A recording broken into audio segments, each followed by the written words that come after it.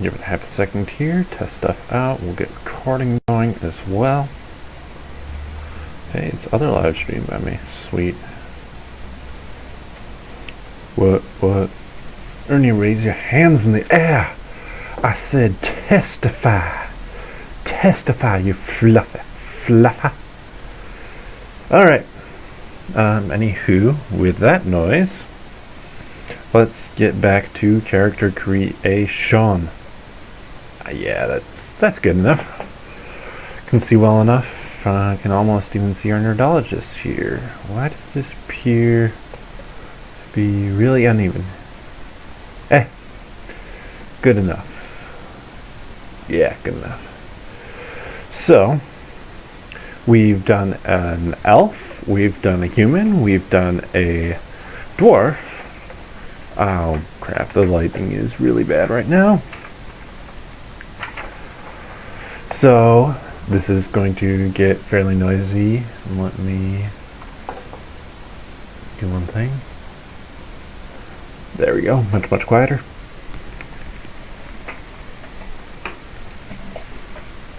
Hey, you can see me now.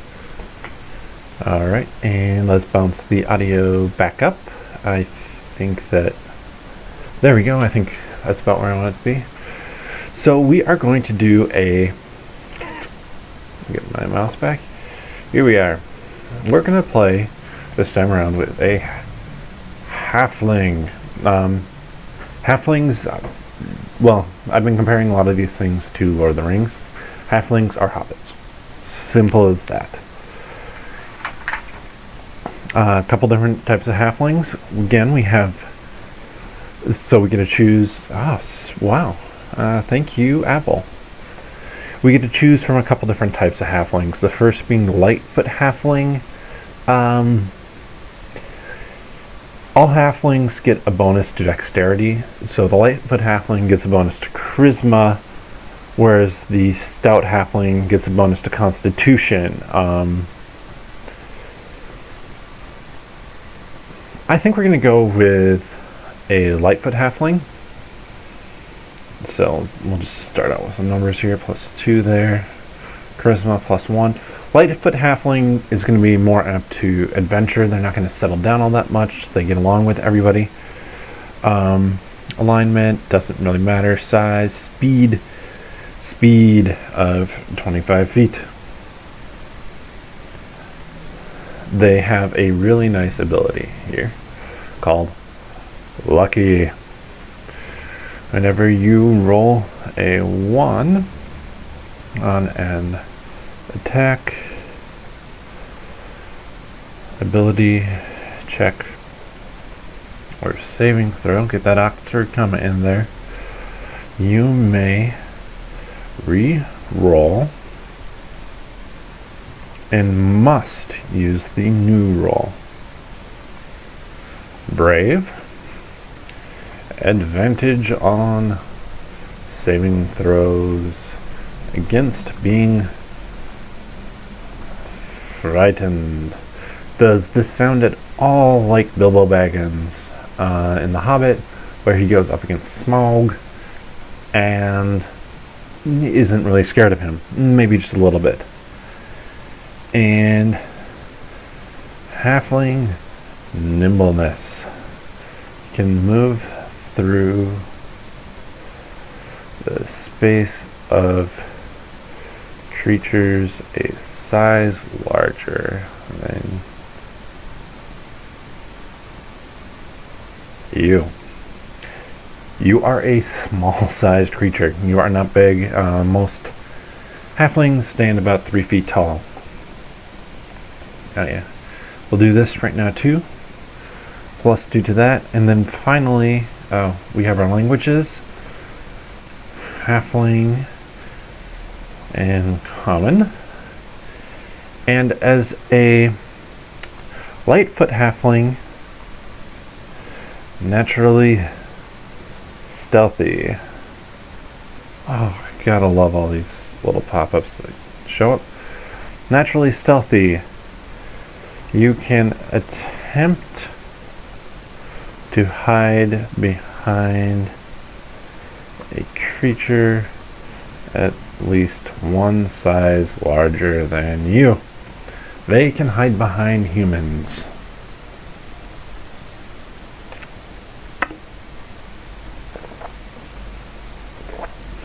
Alright. Let's put in some numbers here and think about what we want to do. Normally, I would say we go rogue. Lightfoot halflings make very good rogues. High dex. I'm going to do something different with that. I think we're going to go ranger. Actually, no, we're not going to go ranger because they've come out with a new version of the ranger from Unearthed Arcana. Unearthed Arcana is basically Wizards of the Coast and D&D saying, here are some ideas, playtest them for us. And the original ranger kind of sucks, especially the one with the animal companion. So I need to print that off and bring that in. So instead of that, let's look at some of the options that we have here. We have a nice little list. Rogue, Cleric, Druid.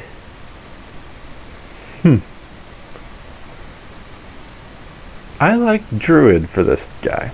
It's going to be, I think I'm going to go a little bit different Druid style build for him.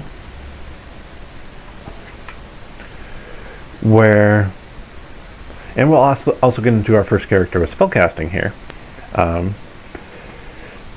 He is going to have good dex. We're going to go 16 in dex, 15 in wisdom, up here, 15 in wisdom.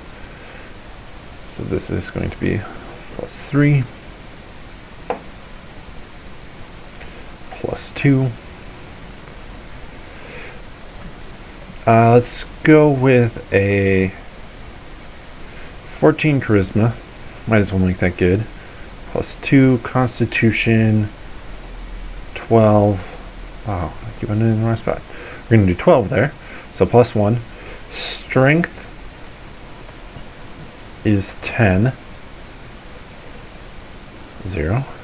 And intelligence is going to be 8. -1. Ernie.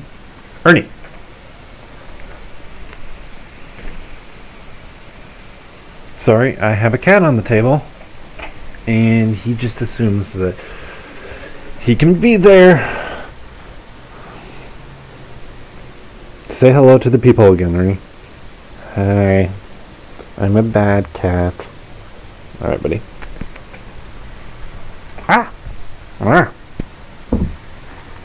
Go down over there. Okay. So, Druid, nature magician, basically.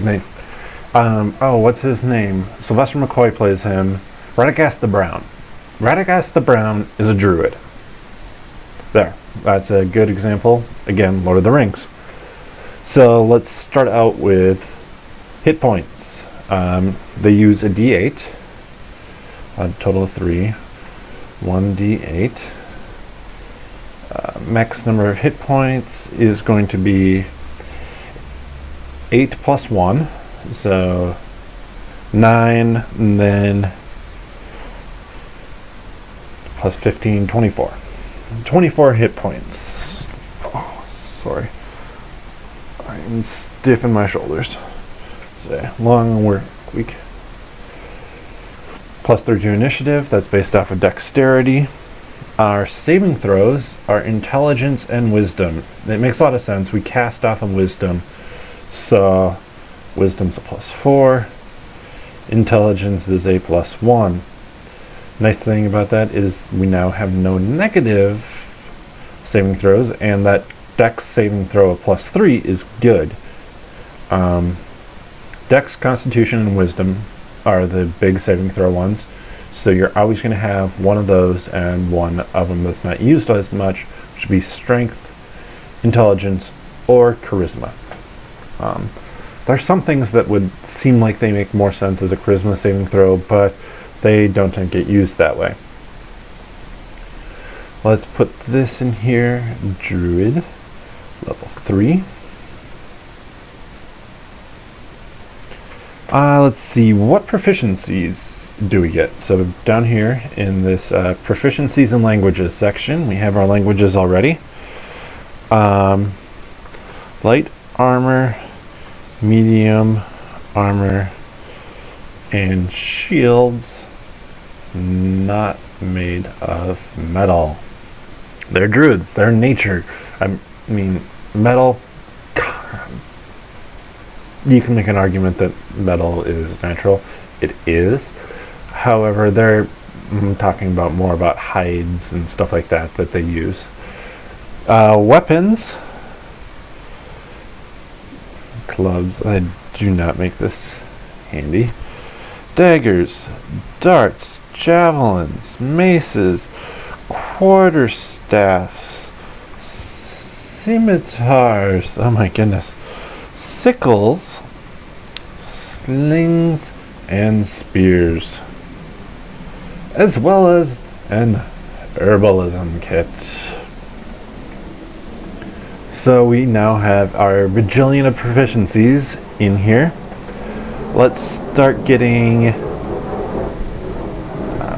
noise coming. Airplane, huzzah! Oh yeah, we get to choose our skills. We have Arcana, Animal Handling, Insight, Medicine, Nature, Perception, Religion, and Survival. Nature, ton of sense. And I'm gonna go with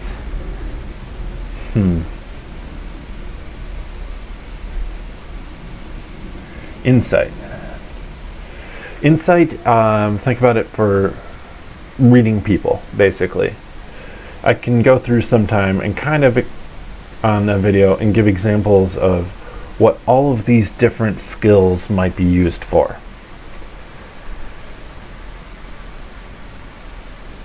So we can start with some of our equipment here. We can either have a wooden shield or a simple weapon. I'm going to go with darts. Let's do 10 darts. I think that's a simple weapon. That might be a melee. That can't be a martial weapon. That'd be silly. Let's look and see what simple weapons are. Darts. They are a simple ranged weapon. So a simple weapon, we're going to go with a quarterstaff.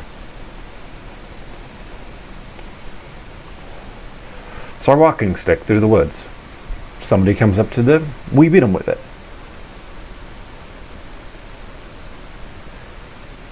We can have either a scimitar or a simple melee weapon. I don't like the idea of a scimitar with this guy. I don't know, or gal. I don't know why I don't like it, but it just doesn't make that much sense to me. Simple melee weapon. Beyond a quarterstaff, I think we have a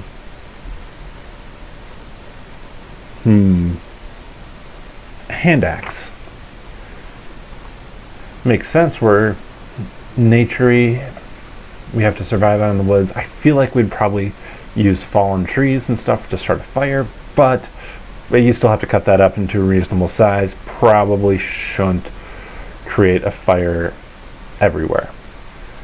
And finally, we have leather armor, and explorer's pack, and druidic focus.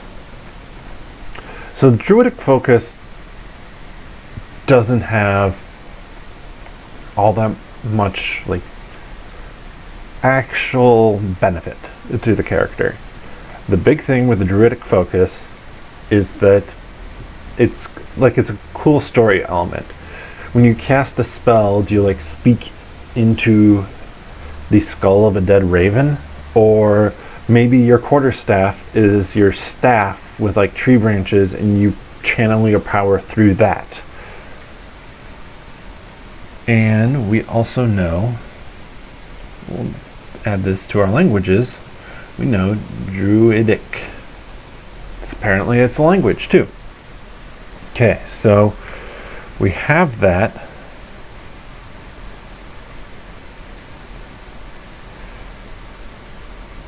And then we have our spellcasting. Spellcasting, I'm not going to put on this sheet. I'm actually going to come back to spellcasting, and let's go through some of the other things that we get. At second level, we get Wild Shape. Use an action to magically assume the shape of a beast you have seen before. At second level,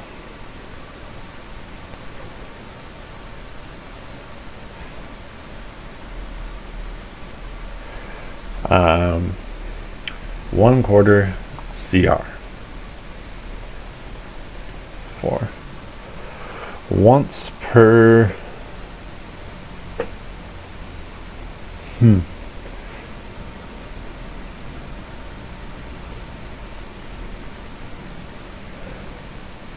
long short rest.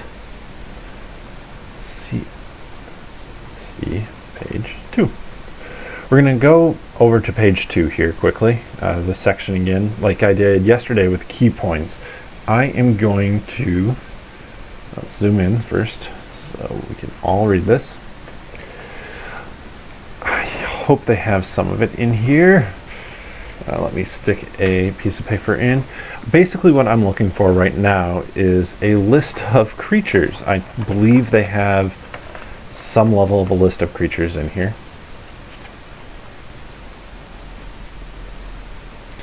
Yeah, so we have creature stats. We're basically looking for stuff that's 1/4 challenge rating. Pretty easy to deal with. 1/4 CR beasts. Constrictor snake. We're going to try and make this fairly easy for somebody to use. Constrictor snake. AC of 12. HP 13. Let's do dashes in between everything. HP 13.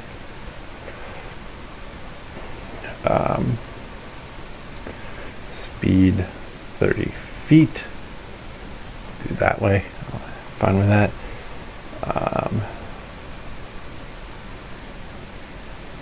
Blind sight 10 feet means if somebody casts blindness on it, it can still sense anybody within 10 feet of it. Then we'll do line, bite, attack, +4 to hit, and oh, that's not a plus. Let's go fix that. +4 to hit, and then hit, and then hit 1d6 +2 piercing damage. Just do it that way. Also, constrict. It's constrictor. It's gonna grab stuff. +4 to hit.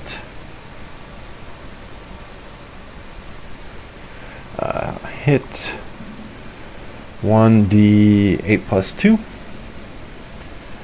+2 bludgeoning damage. And creature is grappled. So grappled creature, basically I would say that if a boa constrictor or constrictor snake gets its wrapped around somebody and they become grappled by it, this 1d8 +2 damage is always going to happen until they escape. And that potentially kills off a hero at this level in 2, maybe 3 turns. So we have 1. Let's try and get maybe 1 or 2 more that are likely to be used. Now there's no flying and no swim speeds, so we have to find stuff that makes sense. I'm not going to do a mule. Panther obviously makes sense. Panther's nice and cool to do. So let's do Panther.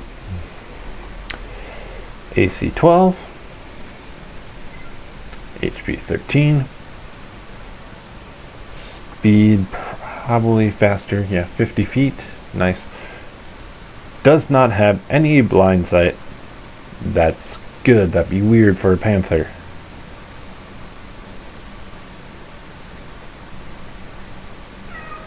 Pounce.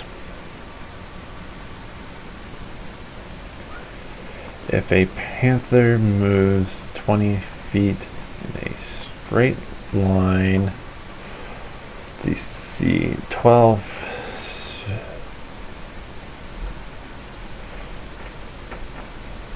in line makes DC 12 saving throw strength, or is not prone, knocked, wow, can't spell, knocked prone. That's kind of cool. Nice little secondary ability. We have a bite attack, +4 to hit. Hit is 1d6 +2. And then claw attack. +4 to hit. Hit is going to be 1d4 +2. This one's slashing. That one's piercing. Let's try and find one more that makes sense. There's a pseudo dragon, but the issue with doing that is it has a fly speed. We cannot fly at this level. Sprites, again, fly speed. They're not going to just be walking around. That'd be kind of silly for a sprite. You can't turn into a skeleton. It's not a beast. Tiger's too high. Wolf is a good example. Let's do a wolf. That gives us reasonable combination of guys. AC 13. HP 11. So this one's actually different. Speed 40 feet. No blind sight, anything like that. I'm doing what I think the basic level of stuff that somebody would want is. They have different scores that we can look up if need be, and I'll have my book with me. But for stuff like, okay, well, the bad guy casts a spell on you, you need to make a wisdom saving throw. Well, as a wolf, actually I think you get your own wisdom when you beast shape. But, so let's say a dexterity saving throw is wolf. You're avoiding a trap or something like that, fireball in your area. I'm not going to do a fireball. That would very probably TPK, total party kill, if that were to happen. So if somebody needs to avoid a small little trap, then we'll just open it up and look at it.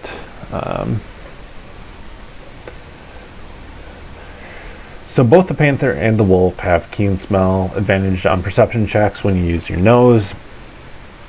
Pack tactics, they roll with advantage. If there's another wolf in the area, not going to happen. I'm not going to even give an option for 2 wolves or 2 druids. So let's just go with a bite attack. Probably +4 to hit. Hey, look at that.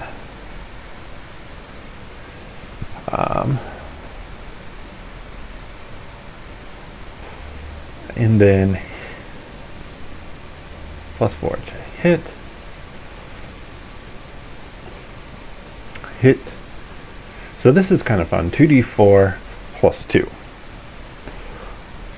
Basically, it guarantees you a higher amount of damage as a wolf than, well, either of these, because you're only rolling, 1d6, and it's possible to roll a 1 on both of those. Even if it was a d8, you're potentially rolling a 1 on a single d8. So always rolling 2 dice, while it might not increase the high end, how often you hit the high end, it is guaranteed to keep you higher than the low end.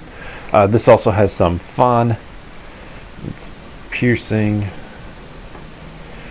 followed by if creature is standing. Let's see, DC 12 or 10. DC 11, saving throw, strength, or is knocked prone. So the whole idea of being knocked prone is that obviously you can't, actually surprisingly enough, you can fight just as well from the ground. It doesn't give you disadvantage on your attacks, but other people who are in melee with you have advantage on their attacks against you. But if somebody's shooting you from range, they have disadvantage on their attacks against you. So it's advantageous for somebody to knock you prone if you're kind of the tank and already up there in the fray of stuff. And thus far we've created pretty tanky characters. So now let's head back here. Zoom in. Control plus. Yeah, that's good. Let's see, where's the Druid again? Put in a bookmark. So, third level, Druid gets nothing. Second level, first level, they get the fact that they know Druidic. Let's actually do this right now. This is 12, passive perception. And second level, so first level, you also get spellcasting as Druid, which we're going to come back to shortly here. And I'm probably going to make some notes on the second page. I would ideally want to keep it to one page, keep it really simple for somebody playing them, but most likely whoever's going to pick to play a Druid has already played. If not, it's a 2-hour game. I don't even know that my games are going to last the full 2 hour, or not 2 hours, it's a 4-hour game. I don't know that my games are going to last the 4 hours, so as long as if somebody's really into the idea of playing a Druid and they haven't before, there's built-in time to kind of help teach somebody. And I mean, that's what Nerdologists is about, and why I'm doing these videos. I want to go through and kind of explain stuff as I'm going along. I'm going to start doing more detailed videos once I'm done with this character creation stuff to help kind of explain the different parts, like go through and explain everything that's on a character sheet. So let's go to Druid circles. We get to choose the circle of land or the circle of the moon. Let's see, Circle of Land is made up of mystic sages who safeguard ancient knowledge and rites through a vast oral tradition. Basically, they kind of know they know different spells for different areas of lands. Whereas if you're Circle of the Moon,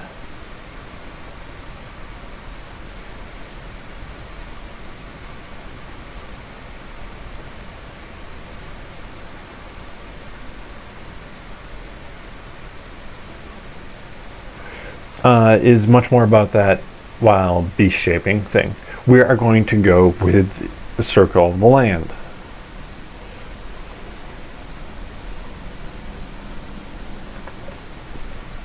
Why? It's easier. That's the big thing.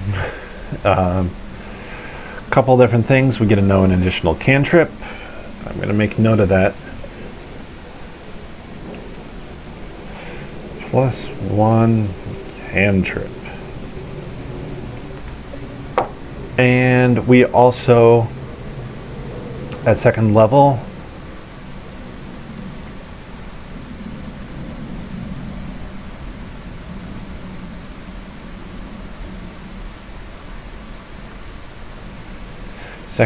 we get natural recovery. So during a short rest, regain spell slots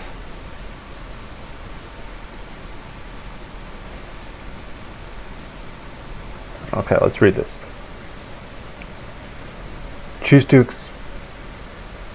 during a short rest, you choose to expended spell slots to recover. These spell slots can have a combined level that is equal. So spell slots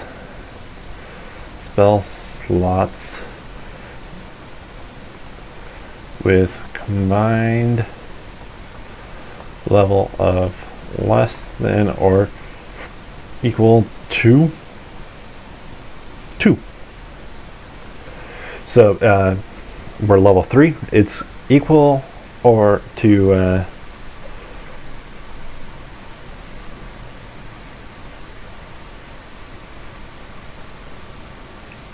yeah, it's equal to half your druid level. So we're at 3, divided that by 2, it's 1.5, but it's rounded up in this case. So up to a level 2 spell. The example they give is a 4th level druid can either recover a 2nd level spell or 2 1st level spell slots. So that's kind of cool. Ideally, you don't want to have long rests. It's not like a terrible thing if you have a long rest. Then you might want to, if your group decides to have a long rest in a con game, throw something at them. Just make it interesting. Don't give them that rest. It's about resource management. But to have that short rest to be able to use hit dice and regain some stuff, that's kind of fun. Drinking water. Alright, spell casting. First time we've done spell casting here, and I think it's the second time I've done Druid spell casting, so bear with me. Now we'll skip across this page. Spell casting is going to go all on this. Druid is our spell casting. Spell casting ability is Wisdom. Spell save DC. So this is what somebody has to roll in order to avoid our spell. 12. How do I get that number? It's 8 plus our proficiency of 2 plus our wisdom modifier of 2. Let me double check this. Our wisdom modifier for 15 is 2.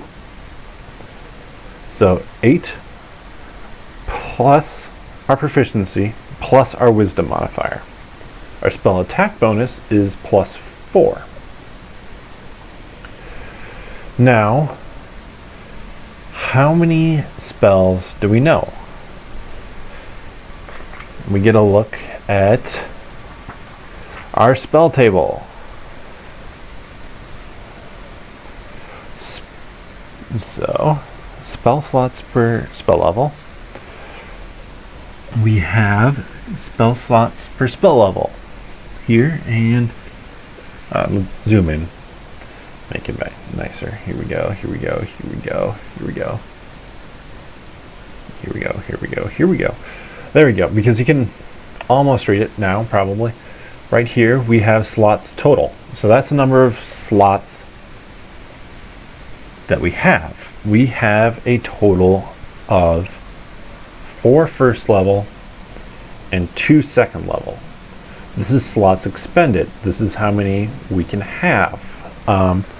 So let's jot down right now. We know 2 cantrips, except we have a bonus cantrip for being the Circle of the Land Druid. So we know 3 cantrips. I'm jotting this down so I can flip to the back of the book when I'm looking for my spells, where they have lists of spells that different classes can use. This might take me half a second to find. Now bear with me here. Preparing and casting spells. When you do so, prepare. Druid table shows you how many spell slots you have to cast. To cast your spells at first level or higher. To cast one of these Druid spells, you must expend a slot of the spell's level or higher. You regain all expended spell slots when you finish a long rest. You prepare a list of Druid spells that are available for you to cast. Choosing from the Druid spell list, When you do so, choose the number of Druid spells equal to your Wisdom modifier, 2, plus your Druid level, 3. So we have 5 spells. I'm just going to do 5 spells, because this can be, I can have a total of 4 first level spells that I know, and 1 second level. I can't go higher than second level. I don't know any in third level, hence why I'm not putting down any spell slots for that. So let's go and flip to the back. Normally in a game like this, or in a campaign, the Druid can pick spells every single day from their list. Cantrips, we know 3 cantrips. We're gonna do Thorn Whip,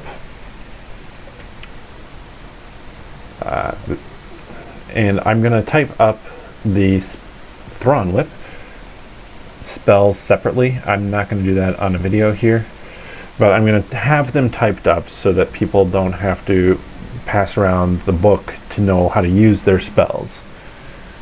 Let's do Produce Flame. That's annoying. And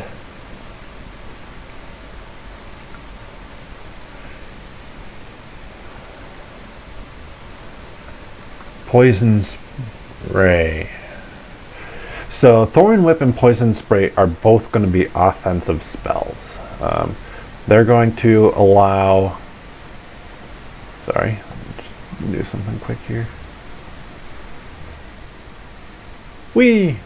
Alright, they're going to allow somebody to attack. Cantrips, you can cast as many times as you want a day. There is no slots total, just the number that you know. So they can do Thorn Whip over and over and over again. That's how generally you want to do damage when you're a Druid, Wizard, Warlock, Sorcerer. You're not really a combat type of guy. You're not going to be in there with your quarterstaff. Druid maybe could be a little bit more, but generally not. So let's go down to our first level spells over here.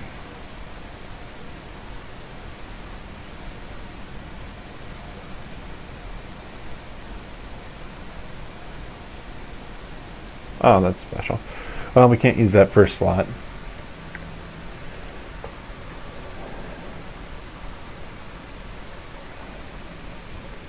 We're gonna go with Fairy Fire. Fairy Fire is really useful. Fairy Fire, creatures have to make a DC 12 Dexterity saving throw. It's not super hard, but if you don't, you light up around you, and everybody who attacks you has advantage on you. So really good to use against bad guys really early in a combat. Fun one to use. And makes sense for a con game. Easy enough to use. We're gonna give them Cure Wounds. Cure Wounds doesn't necessarily cure a whole lot. Doesn't really matter at early levels.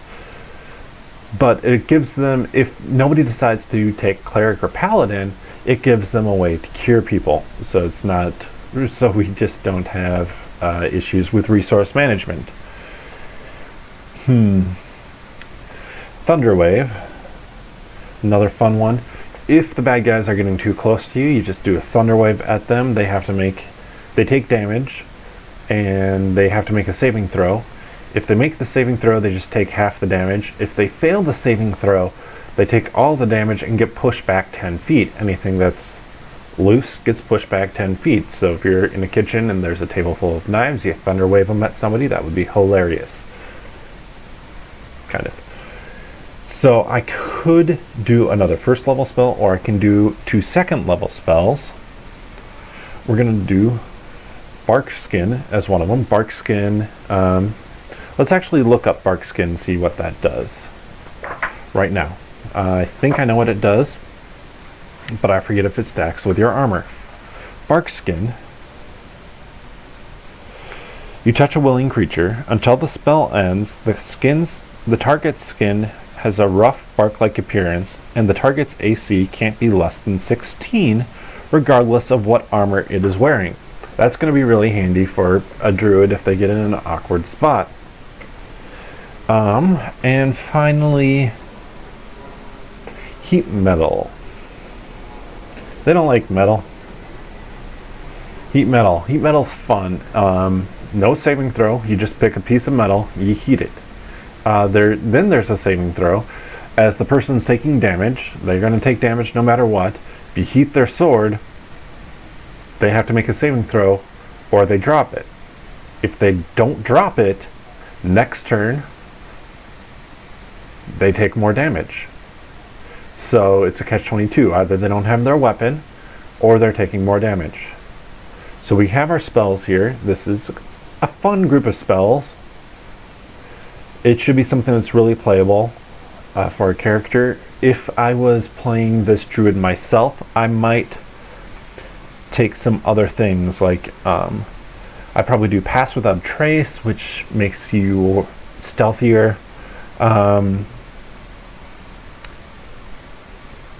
Dark Vision could be good in a longer game, because then that allows the halfling that does not have dark vision, if you noticed, compared to the elf and the human.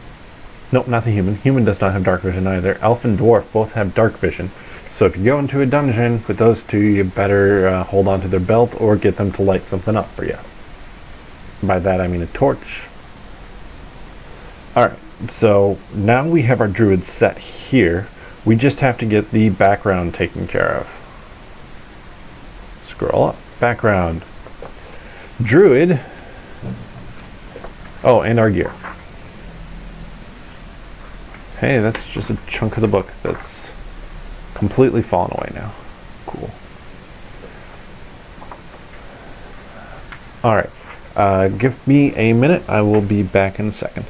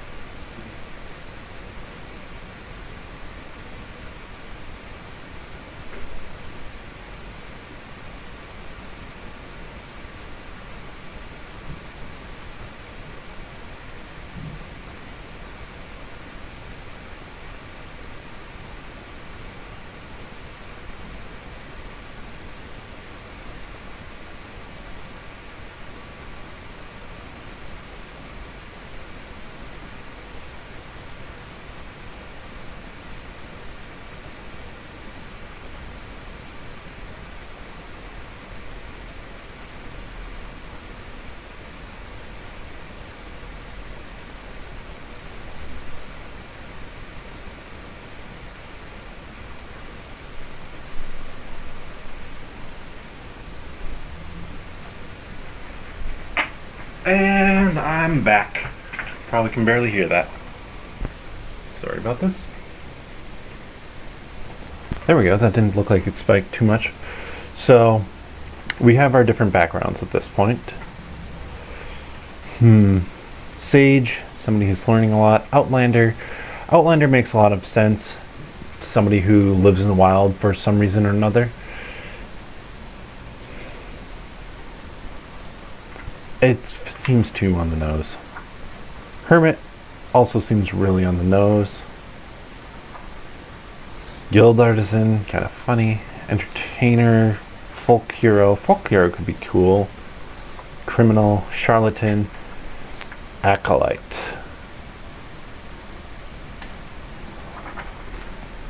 Charlatan.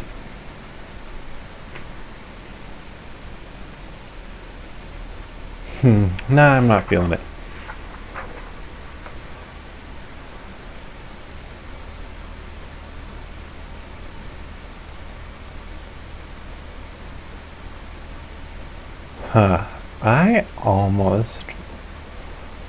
I kind of want to do something that's different.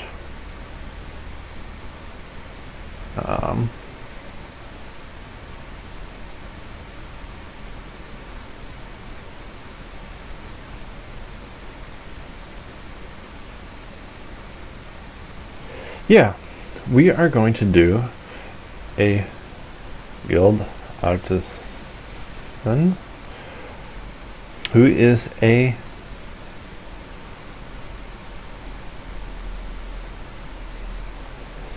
Skinner. Skinner!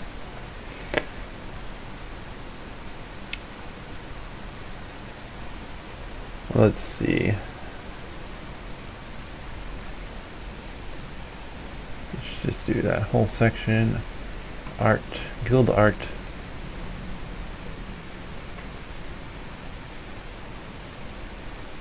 Hey, fits. Perfect. So, I kind of like this because it's really funny to have a druid that kind of should be protecting nature. Can turn into creatures. But what he does, or she does, is she knows she has to survive somehow. She knows that she can't be completely separate from society. So she takes care of old and dying animals in the woods and takes care of them well. I gave her animal handling because she actually gets insight from being guild artisan. So another one. And persuasion is the other one she gets. We can do some numbers quickly for these. But to continue my story for her, she takes care of these dying animals, and she really, like, she feels for them, but she has to survive still somehow in an area that, I don't know, maybe there's some reason she can't survive off the land quite as well as she wants to. So old, dying, or injured and dying creatures, she basically helps them, doesn't kill them or anything like that, but helps them to come to a final peaceful resting spot. And then she skins them, probably uses some of the meat to live off of, but then takes the skins into town and sells them. She basically, yeah, and she can even do this in such a way where she's stopped the hunting industry, and even though they still need pelts and stuff like that for winter or whatever, she provides those in a humane way, how she sees it. So guild membership is that's the thing that you get. Guild membership. As an established and respected member of your guild, you can rely on certain benefits that membership provides. Your fellow guild members will provide you with lodging and food. Fellow guild members provide, lodging and food. There's more to it. Guilds wield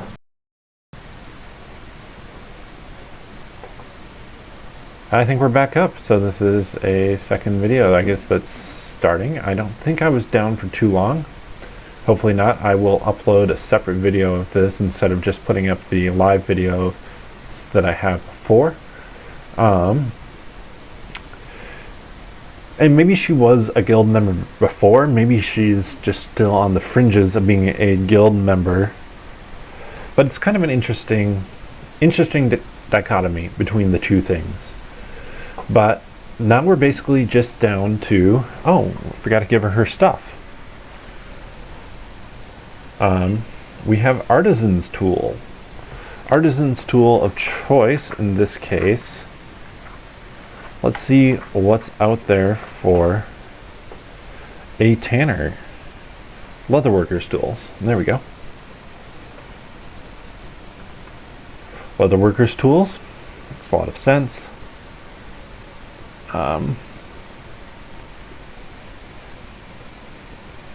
Also is proficient with Leatherworker's tools. Actually, let's double check something right here, because she is a healer. She's good with an herbalism kit. I just want to see, looking at, is there an herbalism tools?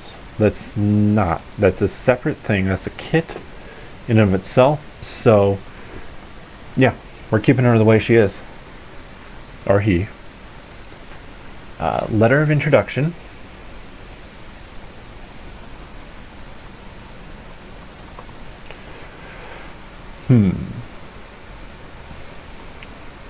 Traveler's clothes. Belt pouch. And 15 gold pieces. Actually better off than some people. But let's do weapons now. We have quarterstaff and hand axe.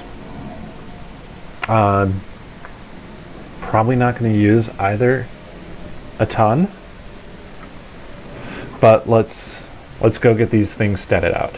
These are strength based. Of course, there. I should have gone with the light ones.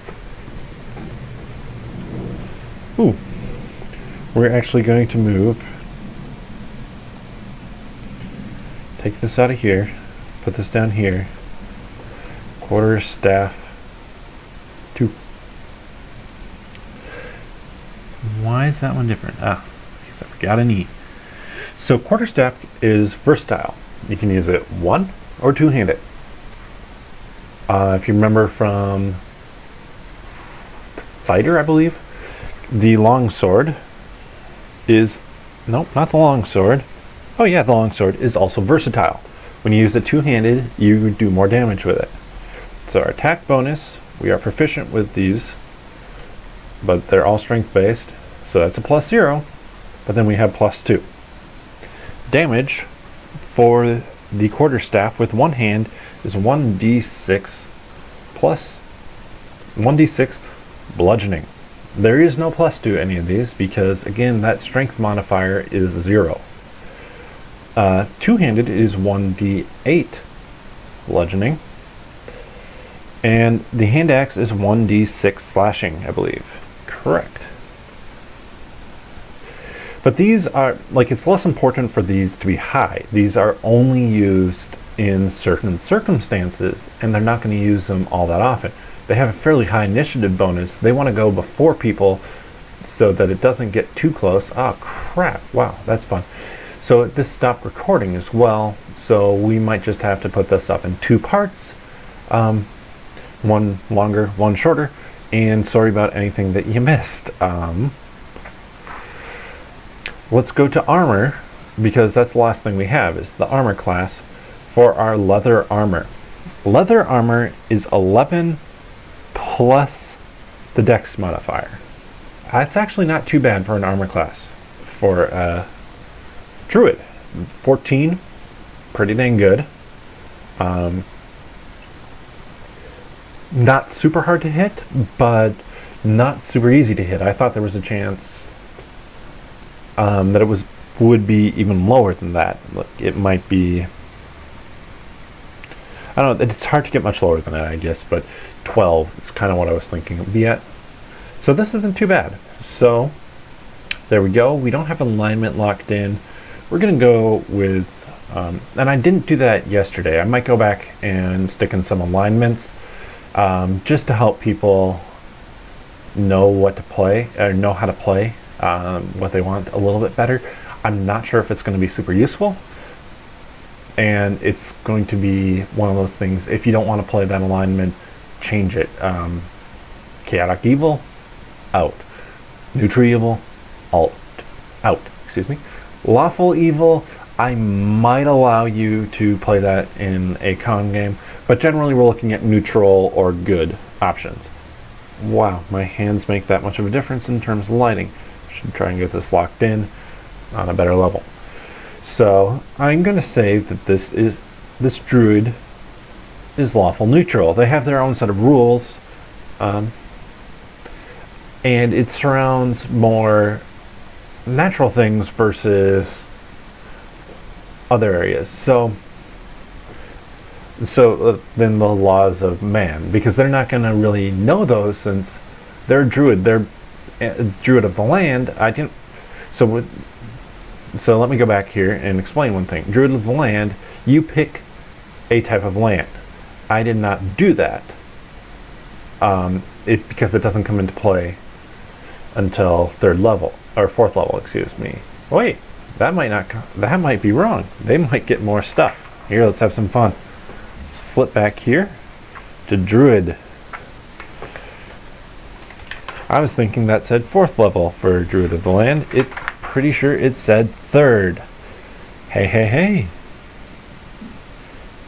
Your mystical connection to the land infuses you with the ability to cast certain spells. At third level, you gain access to the spells connected to the land where you became a druid. Once you gain access to a circle spell, you always have it prepared and doesn't count against your number. That's cool.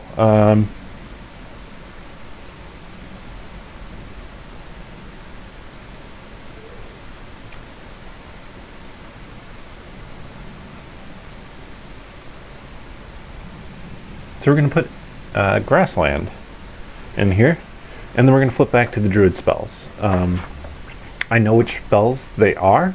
I just want to verify that these druid spells, what level these druid spells are. Or what level these spells are, period. So grassland, pass without a trace, already have it. That's going to allow us to take find traps.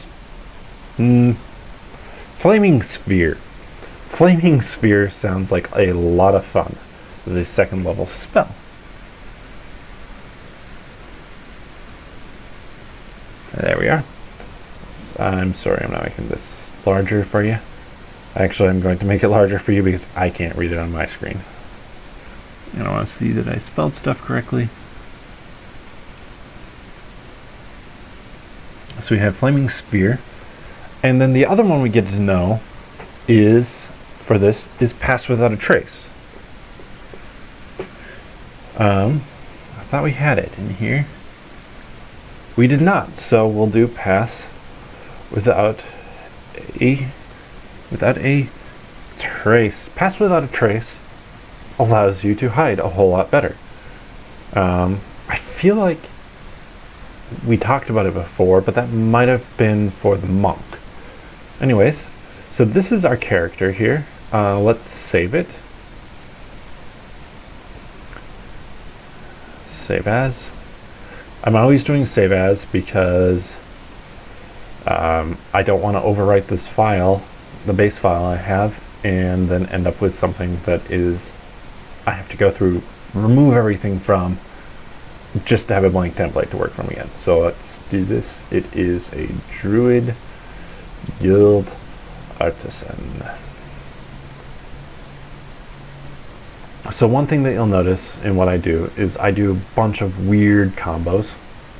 There's a reason for that. I just find it more interesting to play something that doesn't quite work together as well. Now for a con game, I'm not sure that that is the most ideal, but that's what I'm trying, so hopefully that works. We'll see. I will see you next time for this. I don't think I'm going to stream anything over the weekend. I don't think I'm going to stream anything on Monday. Reason not for streaming anything on Monday is that is when we have our Dungeons and Flagons game, and so I'm going to be prepping stuff for those. Alright, and for that I will be back online sometime next week, probably Tuesday. Check out Nerdologists.com. Check out the articles that we are doing. I'm currently doing some articles on starting up a D&D campaign. And enjoy.